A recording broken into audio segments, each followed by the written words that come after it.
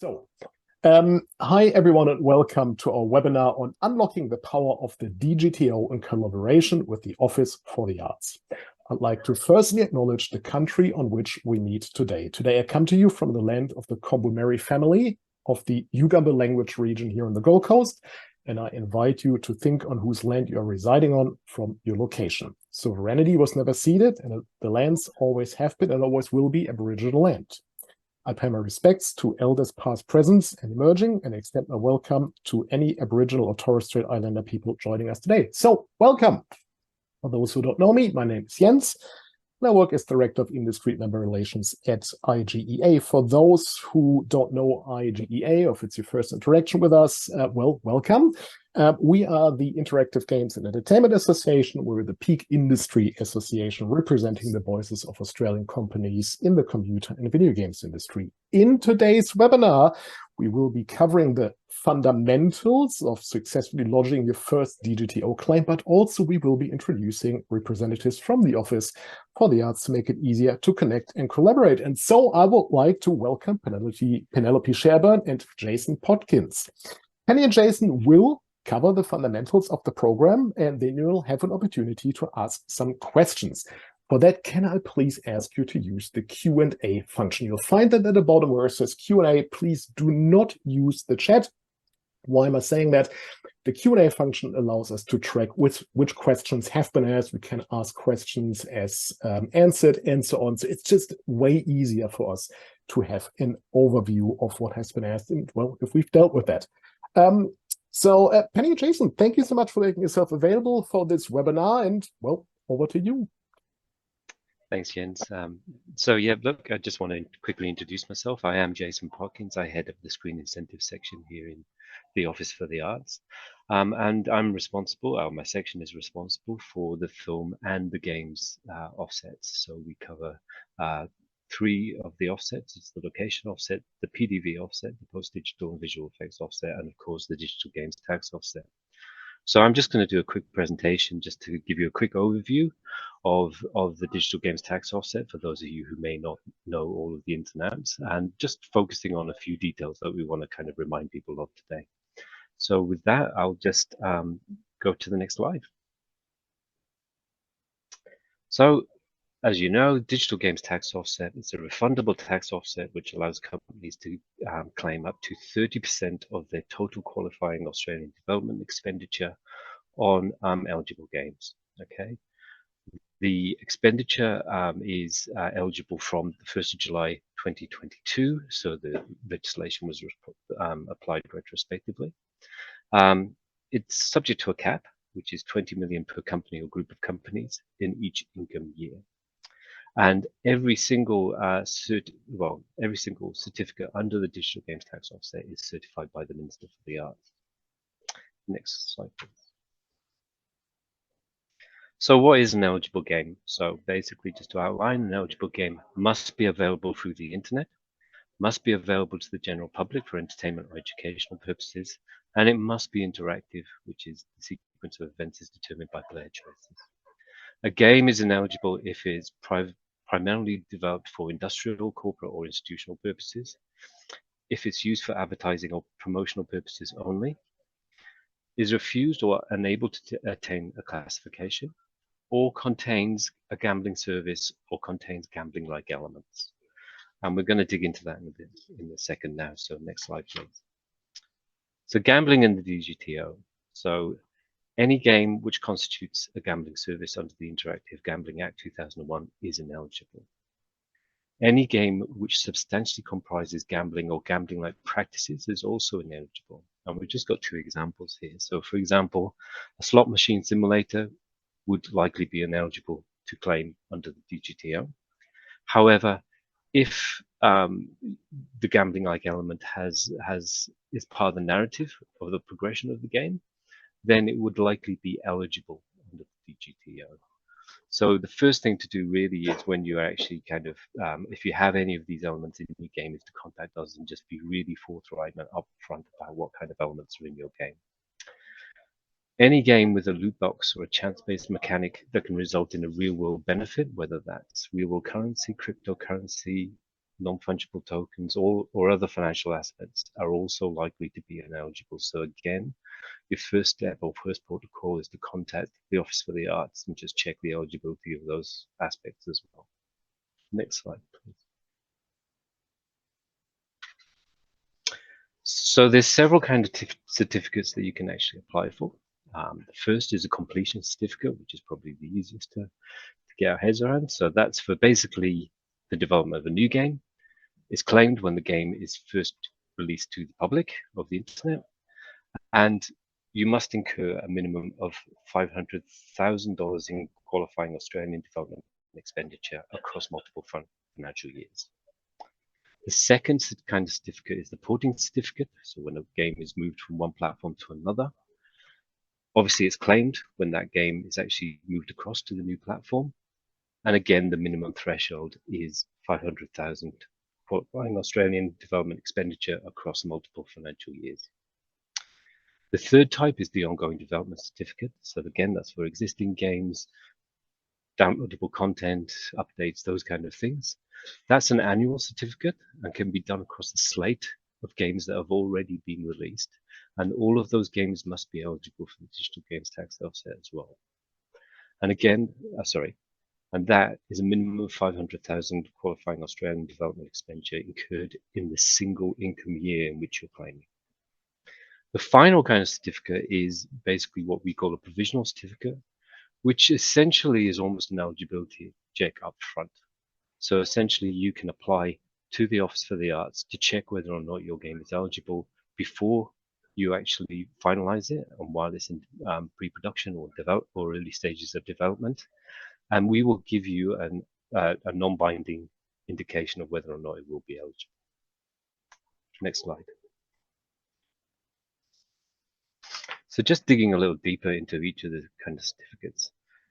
We've done a bit of a hypothetical situation here. We've got a brand new game. We called it Mythic Quest. Hopefully we won't get sued for infringement of copyright in any shape or form, but basically our game has just been released, and over the course of the production we incurred 600,000 in the first year and 400,000 in the second year.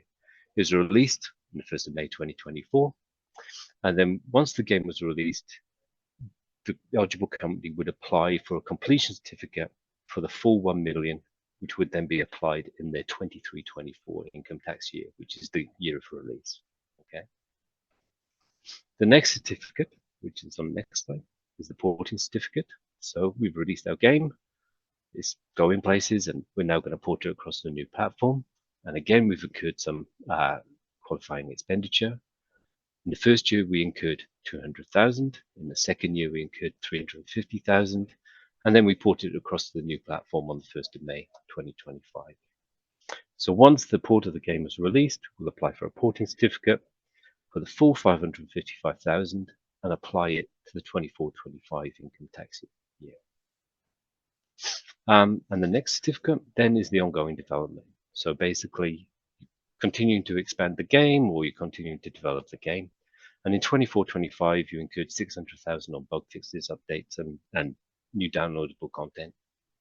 You also incurred 100,000 in expenditure on the ongoing development of another game in your studio that was previously released. So then you would combine both of those figures and apply for one certificate for 700,000 incurred on both games in that single income year, which is 24-25. And next slide, please. So now we're just going to dig a bit deeper into what qualifies as development expenditure. So essentially, development expenditure is essentially staffing costs and goods and services provided or required in Australia on the development of the game. Okay, we've got a list there of the eligible quaid items on the right-hand side. And as you can see, predominantly it's about staff and employee expenses. Next slide. Ineligible quaid items is things like business overheads, computer hardware, software licensing fees, copyright costs. Those kind of things are not eligible under the digital games tax offset. So if you include them in your application, then we will assess it and knock that out and discuss that with you. Next slide. The other thing to be really careful of under the digital games tax offset is what we call related party expenditure. So expenditure that's incurred between two related parties is not considered qualifying Australian development expenditure. And there's two tests in the DGTO legislation to help identify those kinds of transactions. Okay. The general principle is that if one of the entities involved in the transaction can directly instruct or influence the other entity, then the expenditure probably can't be claimed under the digital games tax offset. Okay. So if we go to the next slide, we have two tests. One is the arm's length. So any expenditure that's not at arm's length is not QUAID. So expenditure between parties that are not independent of one another. And we've got a practical operation there, which is company A is developing a game, hires another company to develop a suite of cutscenes, for example. They both have common ownership, and because they have common ownership, the transaction is not at arm's length, and expenditure will be excluded under the digital games tax offset. The other is the associates test. So any expenditure incurred between associates is not QUAID.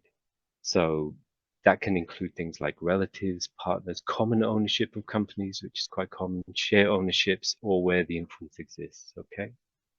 And again, the practical operation there is, Mary owns company A and is developing a game. She engages company B, which is owned by, her wife, Jane, who, delivers a suite of cutscenes.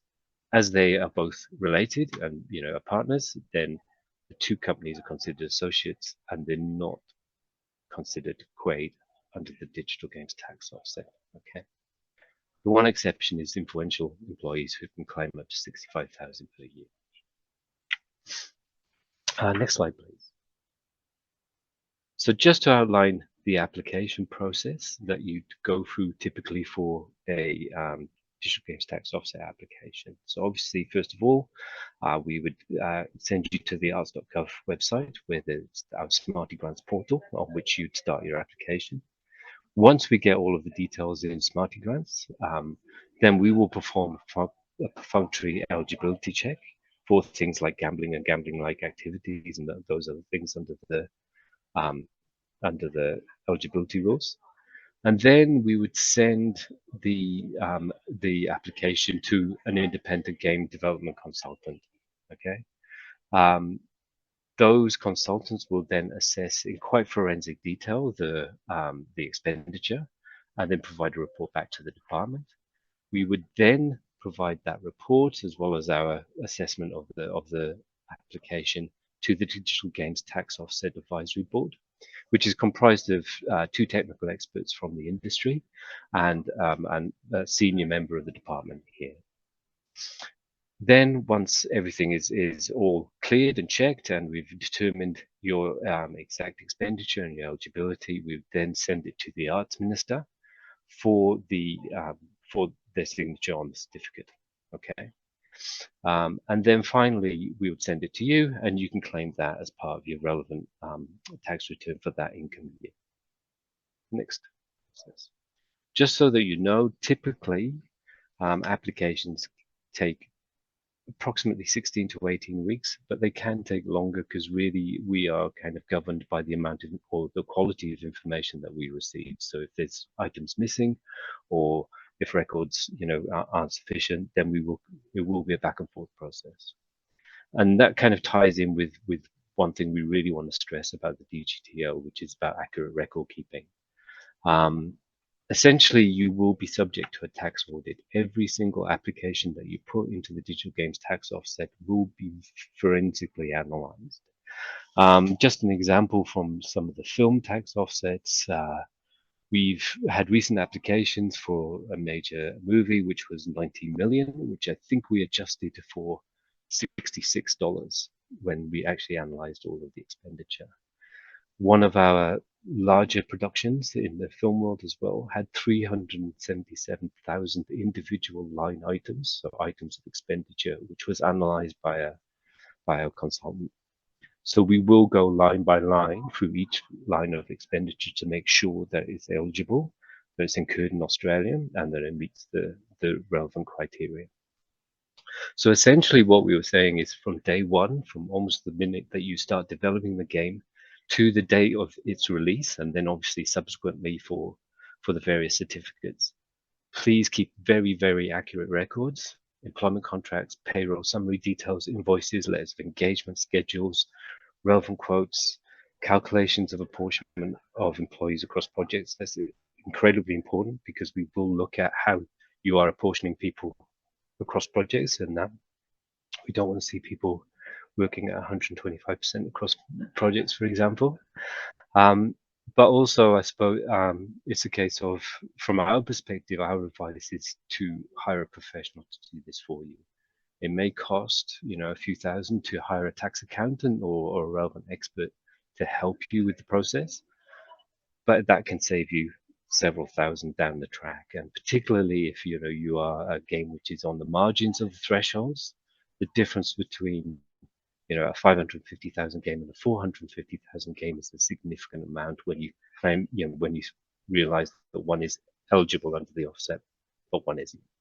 Okay. So the next slide, please. Just to kind of confirm the relationship with other kind of incentives which are in existence. So industry-specific grants. So, for example, funding for a screen agency or other kind of incentives offered through the states and territories for games, that may be considered as qualifying Australian development expenditure. Generally, things which are available to all sectors, such as emergency stimulus payments, JobKeeper, those kind of things are generally excluded as QUAID. And just a note that state and territory rebates can be combined with the digital games tax offset. Okay, but other federal tax offsets cannot be claimed. So federal tax offsets are all mutually exclusive.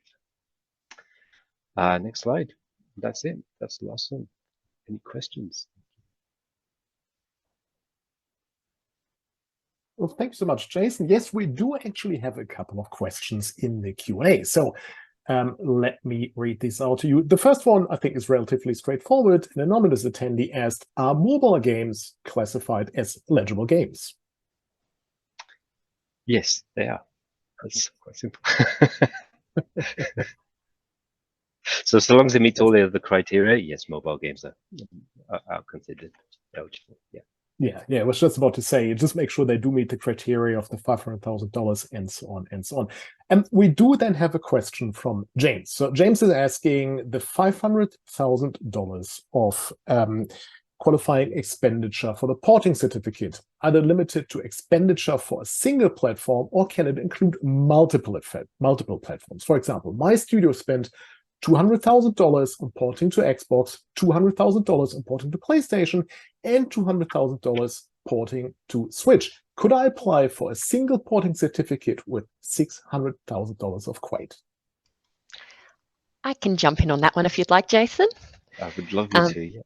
Excellent. So, James, yes, absolutely, you can do that. So basically, the porting certificate is just to support porting costs. So it doesn't matter if you're porting from one platform to one or to multiple platforms. I think the other really useful thing to note about porting expenditure is that it can also be claimed as part of your completion certificate or your ongoing development certificate. So porting costs are something that can be claimed quite flexibly, depending on how you've structured your project and when you're doing your work. So for example, an ongoing development certificate, you could include your porting costs, but reminder that that can only be claimed for that single income year. So for some folks, for some projects, going for the porting certificate will be beneficial because you can incur that expenditure over multiple. And I would stress, if there's any doubt about, what is eligible or how to claim, please contact us. I mean, we do want you to actually claim as much expenditure as you're eligible for. The whole point is to incentivize production and production of games and to actually help the sector. So we are here to help. And if we can give you, the best possible mechanism or, kind of give you that kind of advice, we're more than happy to do that at any point. Yeah, excellent. And Jason and Penny also generously made themselves available for one-on-one meetings. So if there are any questions that you want to ask, but you don't want to ask them in public, because you're not sure, you're embarrassed or whatever, you can still book some one-on-one meetings. I will put the link into the chat, so have a look at that. I think there's still a couple of slots available. That said, we do have a couple of open questions, and I think some of those are really quite interesting. So Sam, for example, is asking, what is the importance to the ATO or Minister of Arts of the provisional certificate? Does it speed up payment or processing for other certificates? Is it required before you apply for other certificates? Or does it provide any other function than assurance of eligibility for one of the other certificates?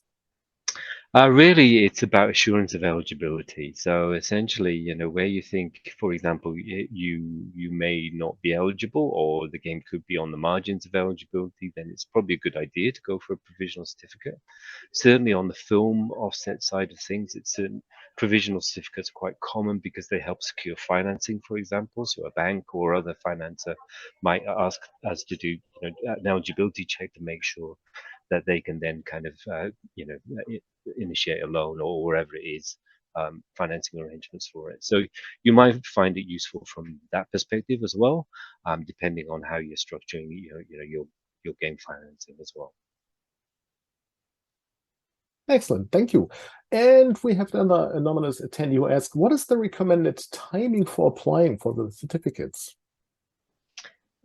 So there's no really recommended time to apply or when to apply. Really, when you should apply is when you are confident that you've essentially stopped spending on that activity. So as soon as you've released the game, and you're pretty confident that that's all, you've reconciled all of your expenditure, then you should apply. And really, then once you've applied, it starts the process from day one. And like I said, it does take a bit of time to go through the assessment because obviously it is quite forensic and it's quite lengthy and there's a number of steps. However, you will still get the certificate at the end of the day, subject to all of the eligibility, and then you can claim through the ATO. Allow me a follow-up question to that. Some games are never really finished in the traditional sense. So unlike a movie, they're still ongoing. Games as a service, there are new features, there's downloadable content, and they may be serviced over a couple of years. How would it work in that case?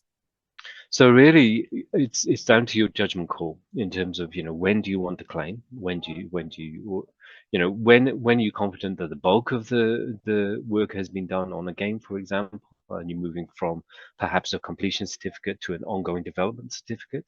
And really, it's your judgment call in terms of when you've moved from that first release period to ongoing maintenance of the game and downloadable content and other aspects of the game that maybe kind of differentiate it from the first release.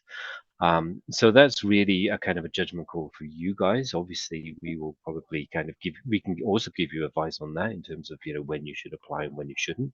And again, like I said, we would strongly always advise somebody go to a tax professional to help them with this matter. And again, they can give you advice there in terms of when you should apply and when you shouldn't. But really, it's about when you're confident that the activity for which you're applying for, the completion certificate or the porting or the ongoing development, has been finished and that you're not going to incur any more expenses. Because once you apply, that essentially stops the clock on expenditure. You can't kind of keep on adding to it, if you see what I mean. Okay, excellent. Thank you for clarifying that.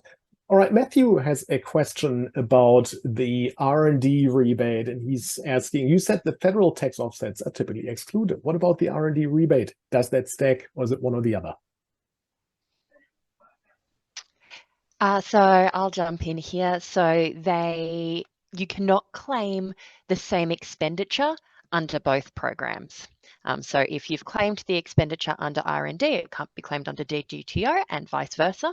But what you could do, for example, is if you'd done some early prototyping and you'd claimed that expenditure under the R&D offset, and now you've subsequently moved your project to the DGTO, you are able to claim the DGTO provided that there is no double claiming of expenditure. So the rule of thumb is no double dipping, and as long as you're not doing that, it's probably okay.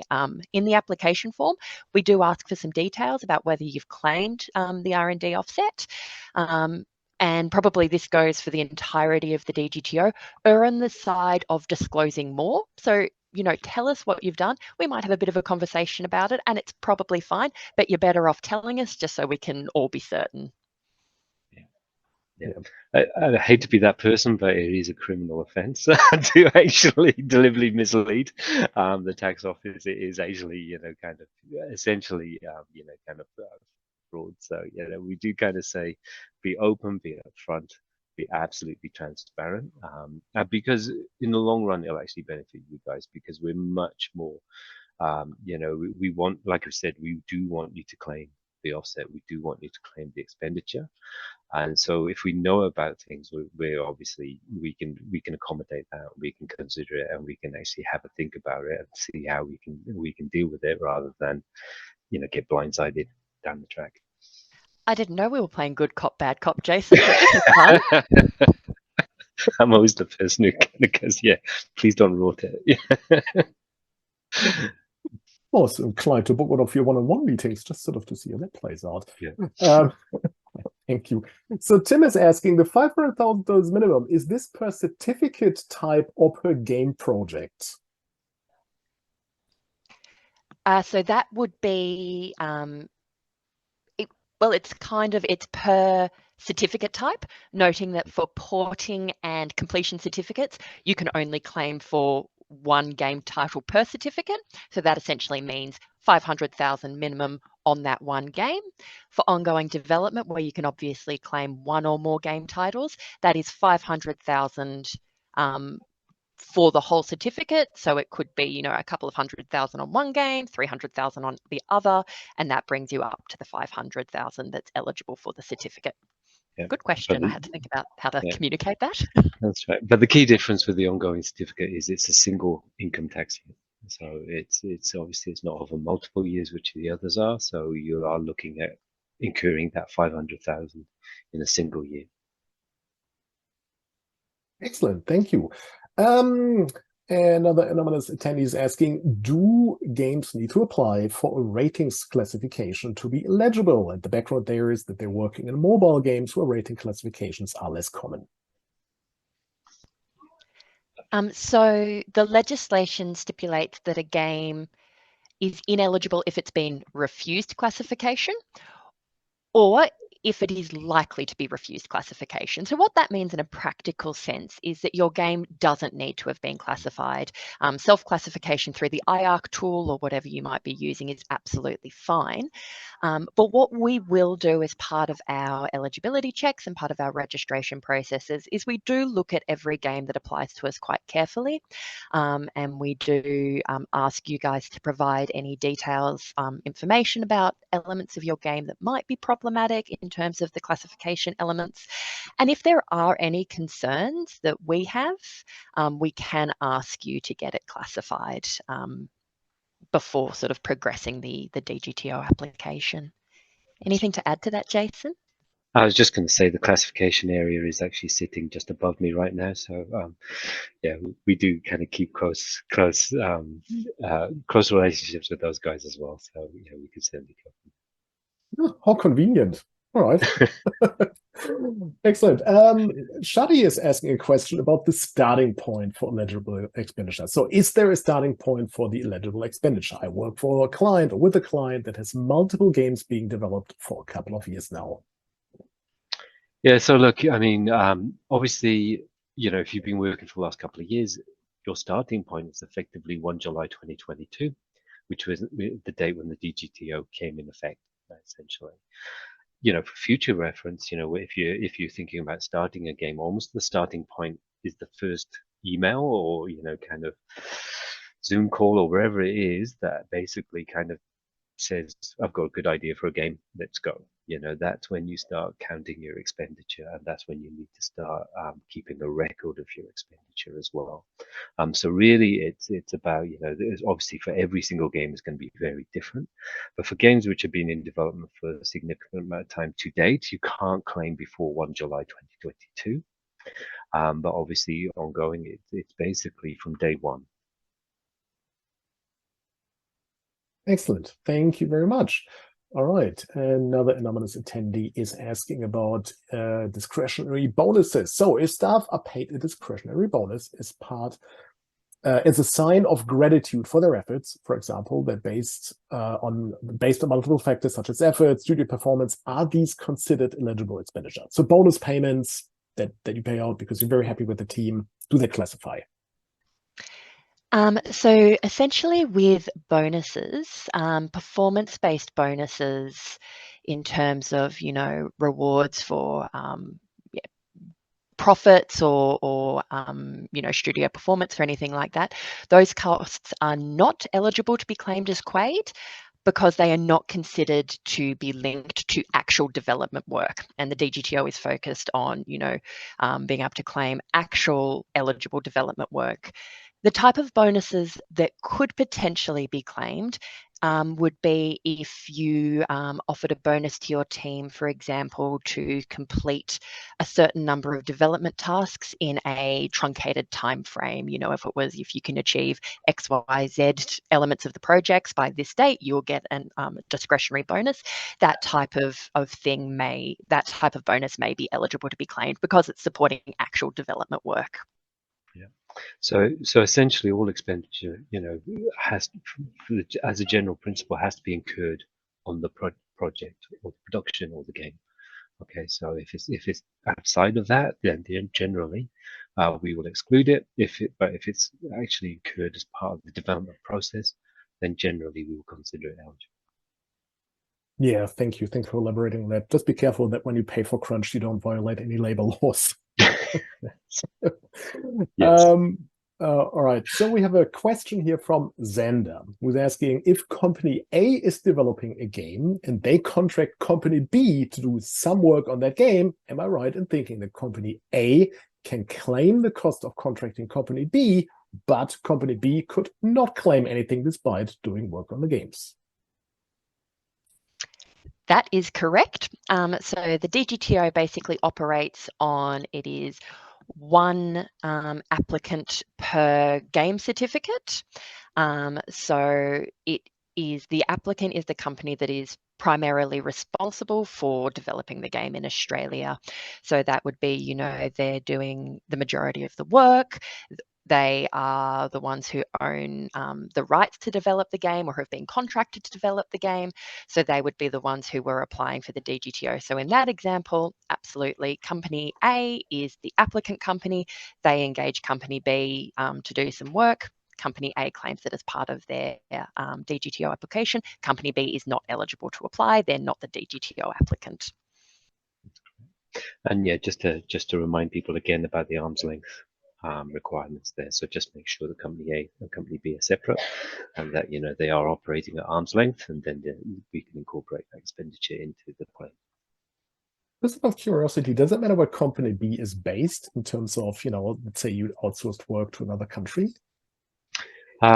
It does actually, because it's Australian. So it's qualifying Australian development expenditure. So it has to be incurred in Australia or by an Australian resident company. Penny can probably add to that as well. But essentially it is about costs incurred in Australia. There's very, very limited exceptions about when we will consider foreign transactions as part of our expenditure. Yeah, no, that makes very good sense. I just wanted to make sure people are across the fact that, you shouldn't outsource to India and then claim the costs when the benefits don't materialize in Australia. Okay, Shadi, beg pardon, is asking another question. Are we required to get the application and financials to be audited by an external auditor? No, there's no requirement for you to do it by an external auditor. Look, we do advise that you get a tax professional or a professional to help you with kind of the organization of your accounts, for want of a better word. But there's no requirement to do so, and there's no requirement to get them pre-audited. Essentially, you will go through a tax audit as soon as you apply and press the submit button, you're essentially subjecting yourself to a tax audit. And like I said, it will be quite forensic. It will go line by line, and they will come back to you and question items of expenditure where it's not clear, for example, or where the records aren't complete or transparent. So really, it's completely up to the individual company in terms of how they keep their records, who keeps their records, or what measures they go to make sure their records are audited or otherwise.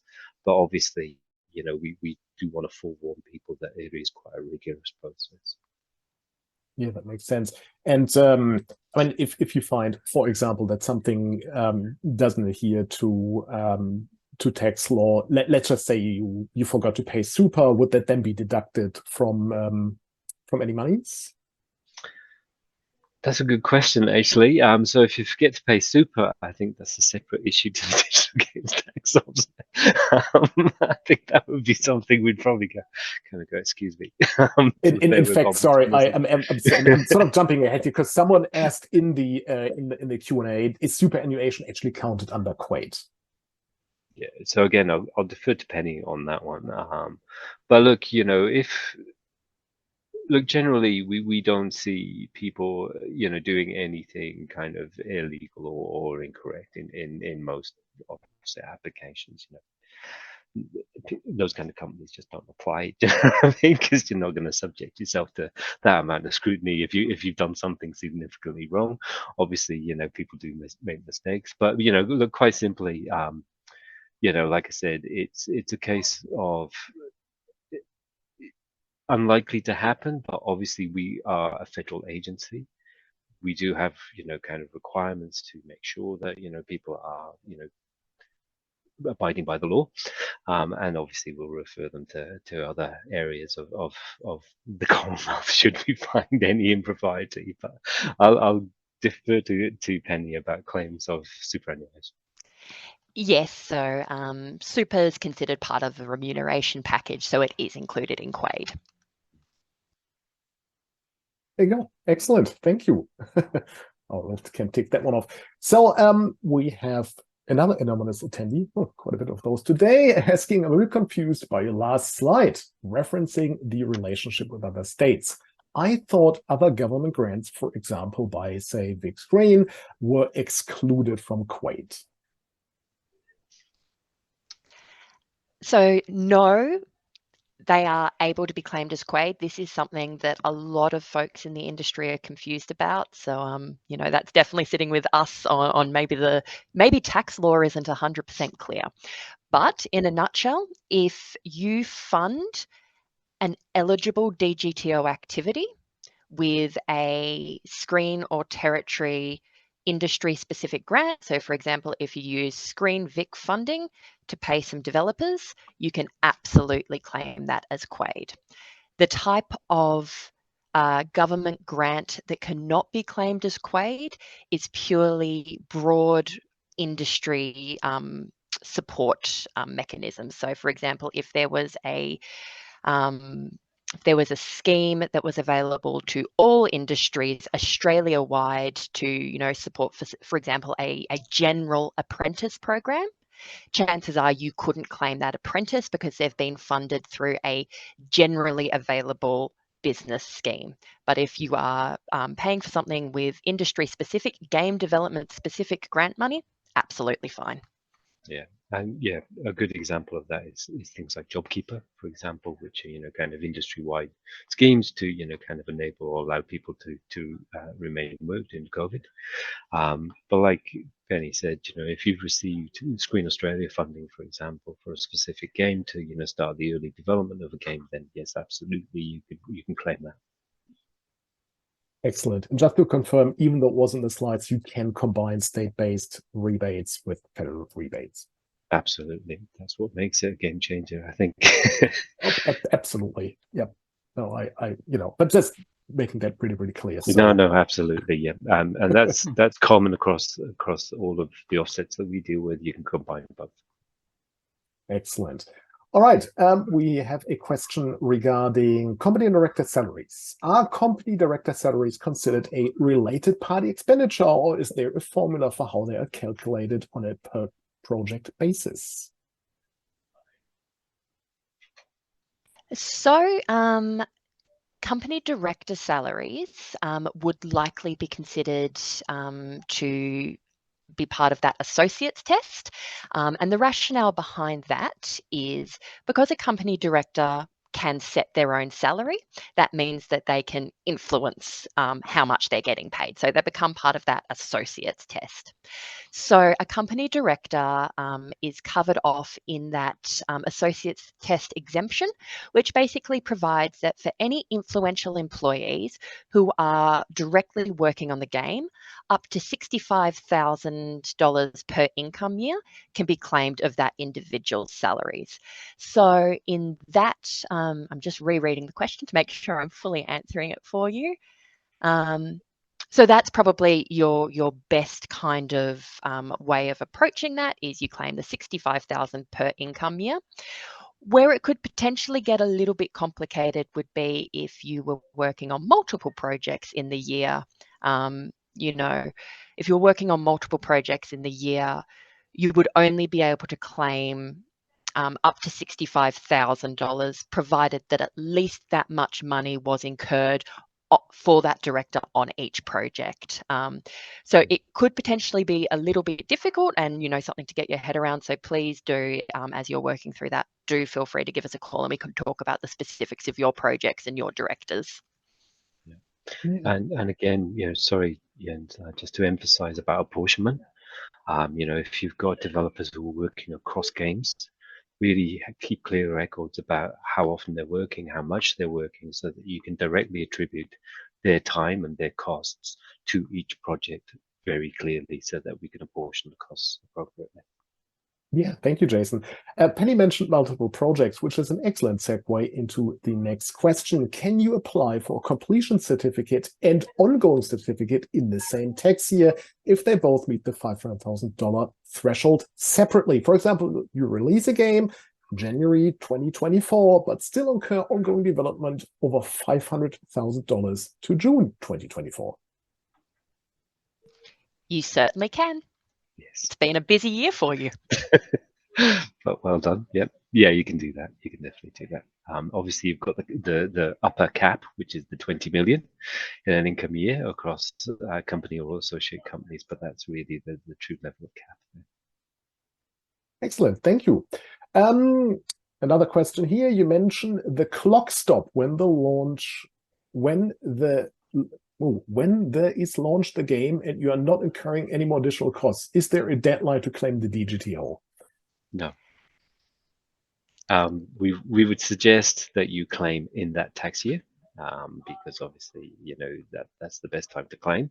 But Penny might have another.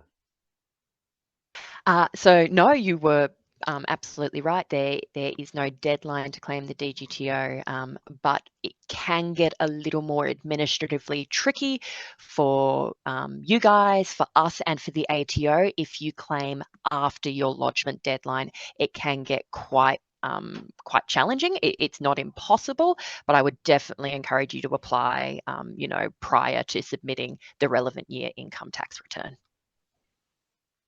Great, thank you. So we have another question here about the relationship between some companies. So bear with me. If company A, an overseas company, for example, US-based, hires company B, an Australian company, to develop the game, and company B, the Aussies, is the team who is primarily responsible for developing the game, but does not own the IP or the majority of the IP of the project, is company B able to apply for the DGTO for the expenditure they have incurred? For example, a more traditional work-for-hire relationship. Yes. Yes. But you will not be able to claim any expenses incurred by company A if it's overseas or if it's not arm's length. And what you would just need as part of your application is some sort of evidence that company A, the rights holder, formally contracted you to deliver that work, just so we're avoiding any, unauthorized mods or anything like that. Mm-hmm. Yeah, good point. All right, another question here. Is there a list of specific professions that are considered deaf under the DGTO? So what if you have an artist who works on both the game but also social media assets? Are 100% of their wages quite? If a producer isn't in engine, but 100% of their time is spent on producing the game, are their wages quite? Where do we draw the line? So that's a really good question. There is a list of professions or sort of work areas in the legislation, but it is not exhaustive. So the good rule of thumb would be, you know, if the individual is contributing to the actual making of the game, what folks see on screen, then it is probably claimable in some of your examples. So for example, the artist who was splitting their time between the game and social media assets, what you'd have to do there when you're claiming them is basically apportion their wages between, you know, what percentage of the time they were developing assets for the game and what percentage of their time they were developing assets for social media, and then just claim the game development part of that. So it is a really good idea, as Jason's mentioned, to make sure that you are keeping records that do correctly and clearly apportion staff time, just so it makes it easier for you guys when you get to the claiming point, and it makes it easier for us for assessment. So similarly for the second part of the question, which is asking about the producer, look, I probably can't give a definitive answer to that one because it would depend on, you know, the facts and circumstances of what the producer's job is actually made up of. But once again, it would be, you know, you could claim the percentage of the producer's wages where they were, you know, actively working and oversighting the development of the game itself, and not the broader, you know, delivery and studio activities. Makes sense. Yeah. Be as transparent as possible, I guess. Shadi asked a question earlier about timelines, and he has a follow-up question. So the follow-up question is about the starting date. Just to be clear, if we started a project on the 1st of October 2020, and are we still able to claim the expenses incurred after the 1st of July 2022 on that project? So is this not only for projects after the 1st of July 2022? Correct. Oh, after you, Jason. As long as the game is eligible, yes, you can. Yeah. Okay, excellent. Let's see, what else do we have? If superannuation is quaid, are total earnings of employees quaid, or is it based on net payroll? Oh boy, I think we just got slightly too accountant technical for me here, I'm afraid. I won't lie, I don't quite understand the difference, but I'm more than happy if that individual would like to give me a call and give me the dummy's guide to what that question means. More than happy to nut it out. Yeah, no worries. We do still have one-on-one meetings, so that may be an opportunity to discuss that there. There are a couple of more questions sort of in that vein. Is annual leave paid on allowable expense? Yes, it is. So essentially, if you have an employee working on a game, and obviously it's a project, you know, most of their salary and benefits are covered as quaid. Okay, it's the employee expenses for all intents and purposes.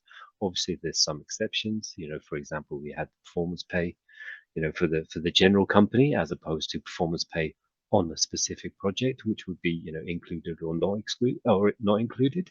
But really, if an employee is working, for example, full time on a project and nothing else, most of their employee expenses will be eligible. Right. Excellent. Is payroll tax an allowable expense? Excellent question. I believe it's not, but hold one moment. Let me just quickly check. Sorry, apologies. Not a great look, Jason. No, it's new for all of us. So, I'll do a dance or something. Yeah, just sorry. And thank you for entertaining everyone there. So no, payroll tax is not quaid. It is not considered remuneration for tax law purposes. Yeah. It's the company incurring it rather than the employee, if you see what I mean. Thank you, Penny. Oh, that was quick. There you go. Min is asking for certificates claimable over multiple years. Is there a maximum time cap within which quaid can accumulate to reach the $500,000 minimum spent? No. In short, basically, you know, of multiple years is obviously, you know, you could take a short or as long as you want.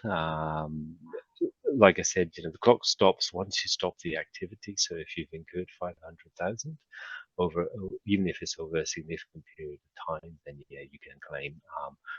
Obviously bear in mind that again, the legislation starts on 1 July 2022, so that's the ultimate start of the clock. But if you start developing a game now and don't finish it for the next 10 years, then yeah, technically you can claim. Great, thank you. We have a question here on recommendations for which companies can help us with the applications. I don't know if you're limited to say that. Well, look, we wouldn't give individual companies, but obviously, there are a large amount of tax professionals out there, and some of which do specialize in offsets and aspects of the offsets as well. But yeah, unfortunately, we can't give individual recommendations. That'd be unfair of us, I think. IGEA, on the other hand, sort of can, because we have some members, some tax consultants among our membership, which I'm very happy to introduce you to. So feel free to reach out to me. Just coming back to the question of, how do you allocate someone's time and when they work on social media assets and game assets, or someone is a producer and then also work in game engine.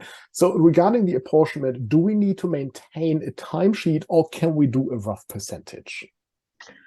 Our advice is be as accurate as you possibly can. So timesheet is an excellent idea. I know that it's probably a bit of an administrative impost, but in the end of the day, it's probably the best evidence that you have in terms of what the apportionment of cost is there.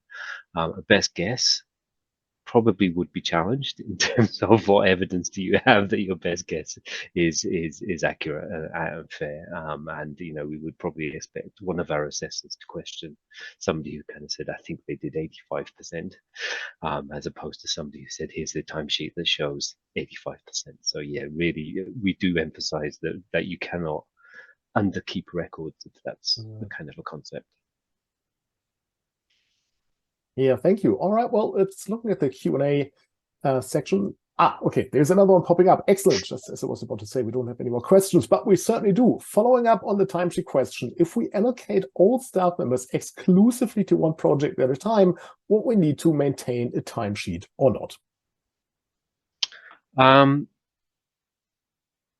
Probably not in those circumstances. Obviously, it would need to be clear that they were just on that project. For example, there's no other projects that the studio is developing, for example, and they're not kind of interplay. But I think where it's one studio, one game, for example, I think it would be very kind of clear that really that's the only project that they're developing, and therefore it's pretty clear that the majority of employees would be working on that aspect. Yeah, thank you. All right, a couple of minutes left. If you have any more questions, feel free to put them in the chat. But yeah, like I said, there will be an opportunity for one-on-one meetings. In fact, there will be some more opportunities to meet Penny and Jason. There will be experts in residence at GCAP in early October. So you'll get an opportunity to talk to them face to face. But also what we're looking into is doing a bit of a follow-up webinar, probably sometime sort of in November or so at the end of the year, based on some of the implications that you've had, just sort of a bit of a look. What are some of the challenges? What are some of the recommendations based on the things that you have seen? That said, we do have another question here. Can salaries for IT, payroll, and finance be claimed as expense? No, so unfortunately, general business costs like those can't be claimed as QAID. It really is exclusively development specific. There you go. Jade is saying, thank you for taking the time to answer the question. It has been very informative. Well, thank you, Jade. That's not a question, but we'll still accept that. Thank you very much.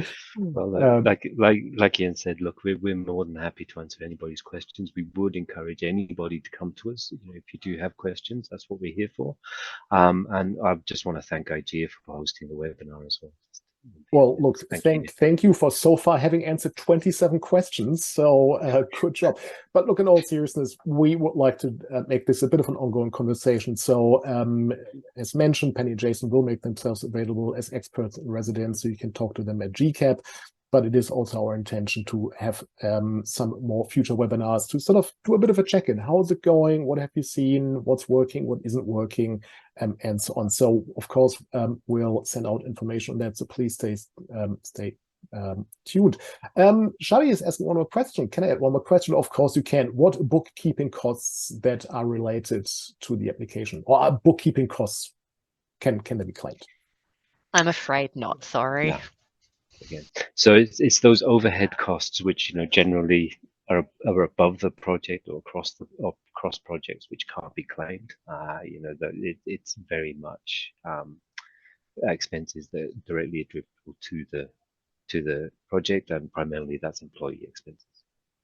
What about if you make an accounting simulation? Anyway, let's not go there. I'm sure there's an audience somewhere. Yeah, well, I once interviewed a German developer for my PhD who said you can entertain Germans with an animated Excel spreadsheet. That should tell you a lot about my people. Anyway, again, let's not explore that further. We have a question if the presentation can be shared. Yeah, certainly we can distribute the presentation. More than happy to do that. And also, obviously, we've got a huge wealth of information on the arts.gov.au website as well. So we've got the guidelines, we've got the glossary, and there's a lot of general information around the game's tax offset on there. So we would encourage people to check that out too. And really, the glossary and the guidelines really go into the granular detail about what can be claimed and what can't be claimed, and what type of thing are eligible or not. So yeah, please make that our first port call. Yeah, fantastic. Sorry, Shadi was just qualifying the question, but further, what he meant was the bookkeeping and accounting costs related directly to the application. Could that be claimed? Still again, can't be claimed. So no, unfortunately not. Still a no. Okay, there we go. Are work cover costs quite? I don't know the answer to that one, actually, Penny. Do we have to have a think about that one? Jason, I will need to just have a think about that one. Sorry, I'm more than happy to come back on that. Sorry. All right, no worries. A couple more questions rolling in. If the DGT offset is more than the income tax paid in that year, is the offset refunded or is it rolled into the following year? It is refunded. So it's a refundable tax offset. So effectively, it's cash in the bank. So yes, it is technically possible to have a tax loss as a result of an offset payment. Excellent. Don't tell Treasury or the ATO that, but that's just like. Well, we'll bleep this out in the recording.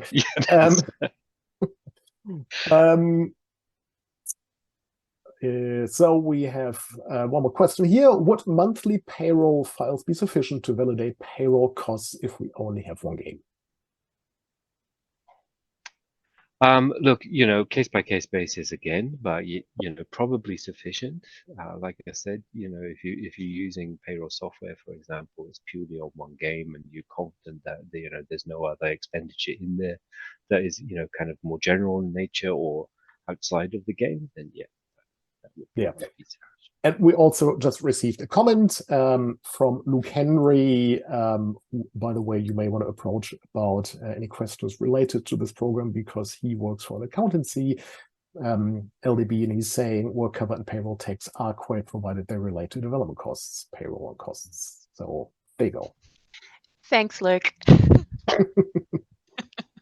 All right, excellent. Okay, there's another one. Would the provisional certificate speed up the audit process when applying for the completion certificate?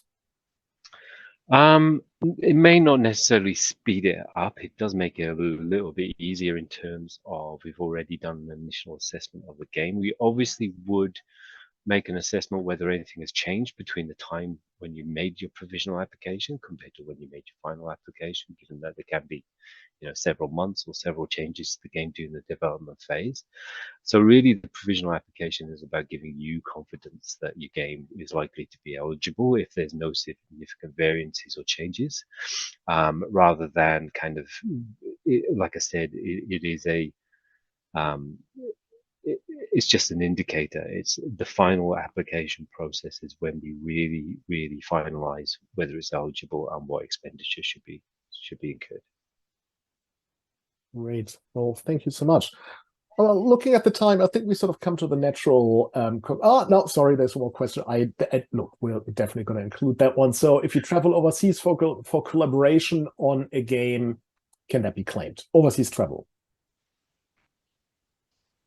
No, so travel can't be claimed. The individual's salary cost while they are traveling, while they are overseas collaborating, that is certainly eligible, but travel costs broadly, domestically or international, aren't quaid. Yeah, and look, a lot of screen agencies do have travel grants, so I encourage you to look into that. They are available in Queensland, Victoria, South Australia, WA. I think almost every state has one, so look into that, and also consider the EMDG, the Export Market Development Grant, which is an Austrian program that will allow you to cut expenditure on overseas marketing activities by up to 50%. We do have a webinar about that on our website. I encourage you to look into that. The current round for the EMDG has closed. Nevertheless, it's a very valuable program, so have a look at that. That can certainly assist you in reducing the cost when it comes to travel. Jason, Penny, like I said, we sort of looking at the time, come to the natural conclusion of this webinar. So I'd suggest let's call it quits at this stage. Look for any other questions. You've seen they are very friendly, so you can put a face to the initiative. They're very helpful. There will be a GCAP. There will be on another webinar. And of course, if you don't book a one-on-one meeting, also feel free to reach out via email and or any other means to answer any questions that you may have. But Jason, Penny, look, that was really, really interesting and enlightening. Thank you so much for taking the time. It's greatly appreciated. And thank you for assisting with this fantastic initiative. Like Jason said, it really is a tremendous opportunity for the Australian games industry. It has worked really well in other countries, and it has worked really well for the Australian film industry. So it's very exciting that you're on board with this. So thank you for your time and thank you for your support. Not a problem at all. Thank you very much indeed. And like I said, please reach out because we do want to help actually kind of get the game sector up and running. All right, fantastic. Thank you so much. Thank you everyone else for dialing in. Much appreciated. And I'll see you later, be it in Melbourne or be it online. Take care, everybody. Bye. Thank you.